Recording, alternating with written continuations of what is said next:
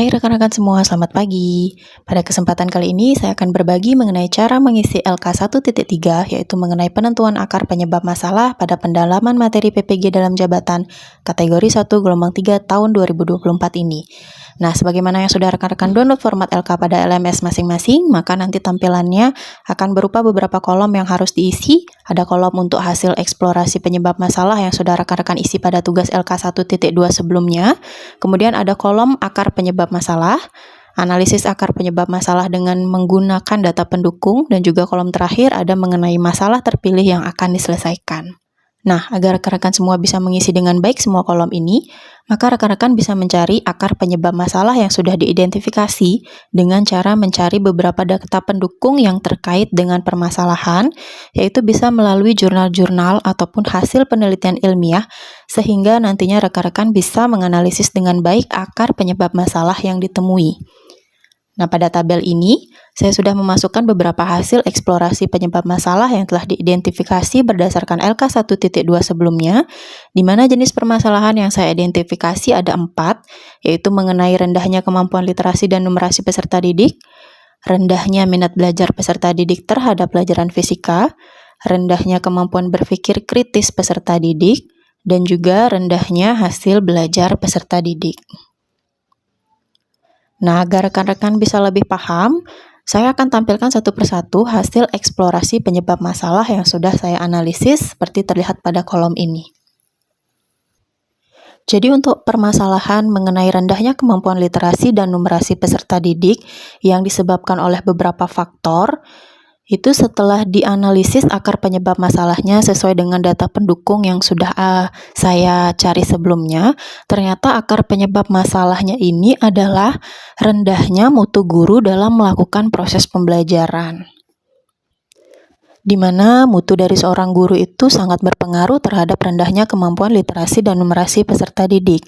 Dalam hal ini, rendahnya mutu guru itu bisa terlihat dari penggunaan buku ajar yang belum tepat, kemudian guru belum mampu menyusun soal literasi dan numerasi yang menyebabkan jarangnya peserta didik untuk latihan soal terkait.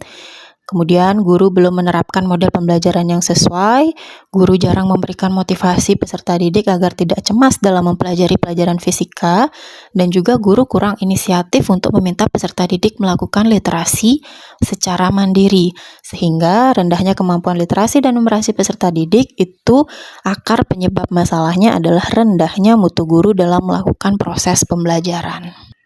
Kemudian, permasalahan mengenai rendahnya minat belajar peserta didik terhadap pelajaran fisika setelah dianalisis berdasarkan beberapa data pendukung, hal ini disebabkan oleh kurangnya variasi model dan metode pembelajaran yang diterapkan guru dalam proses belajar mengajar. Nah, analisis akar penyebab masalahnya, kurangnya variasi model dan metode pembelajaran yang diterapkan guru dalam proses belajar mengajar itu menjadi pemicu besar dalam masalah rendahnya minat belajar peserta didik.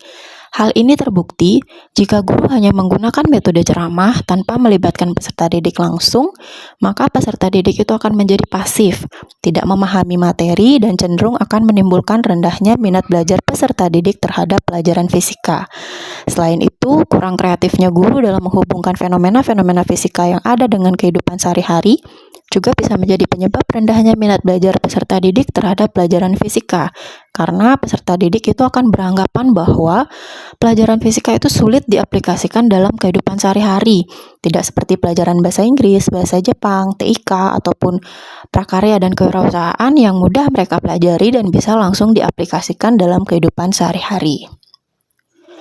Kemudian mengenai rendahnya kemampuan berpikir kritis peserta didik, setelah dilakukan analisis berdasarkan data pendukung, ternyata akar penyebab masalahnya itu adalah model atau metode pembelajaran yang diterapkan guru itu belum mampu menghidupkan pembelajaran di kelas yang berpusat pada peserta didik, dan guru juga belum mampu menyusun LKPD yang merangsang kemampuan berpikir kritis peserta didik.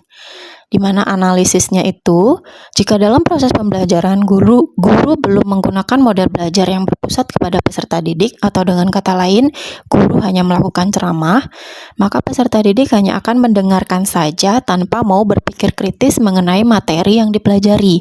Nah, peserta didik juga tidak akan mendapatkan kesempatan untuk mengungkapkan ide-ide mereka tentang materi yang bisa dihubungkan dengan kehidupan sehari-hari untuk membantu siswa lebih memahami pelajaran fisika.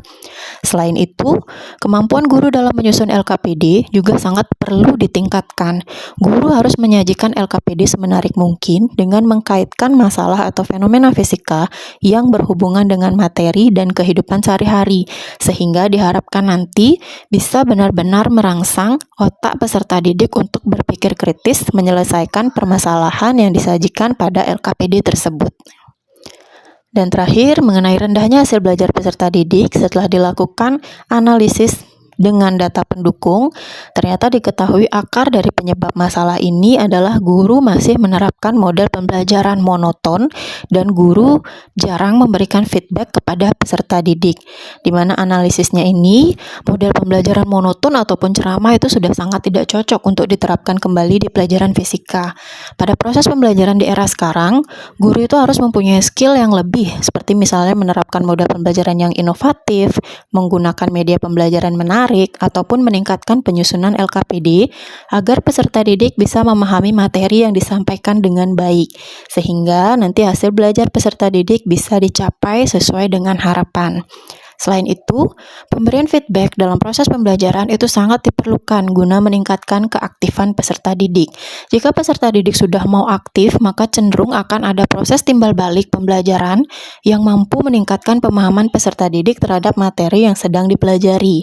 Nah, guru juga harus selalu memotivasi peserta didik agar terus mengembangkan kemampuan berpikirnya. Dampaknya nanti, peserta didik akan menguasai materi dengan baik dan akan memperoleh nilai hasil belajar di atas KKM. Nah, setelah melakukan hasil eksplorasi akar penyebab masalah, maka masalah terpilih yang akan diselesaikan nanti, ini saya memilih 3. Yang pertama yaitu rendahnya kemampuan literasi peserta didik dalam pembelajaran fisika. Yang kedua, rendahnya kemampuan berpikir kritis peserta didik pada pembelajaran fisika. Dan yang ketiga, rendahnya hasil belajar peserta didik pada pembelajaran fisika. Nah, sekian dulu pembahasan saya mengenai LK1.3, yaitu tentang penentuan akar penyebab masalah. Semoga apa yang saya sampaikan bisa membantu rekan-rekan semua yang sedang mengikuti PPG dalam jabatan. Jangan lupa like, subscribe, biar rekan-rekan jika ada yang ingin ditanya bisa melalui kolom komentar. Sampai jumpa di video selanjutnya. Terima kasih.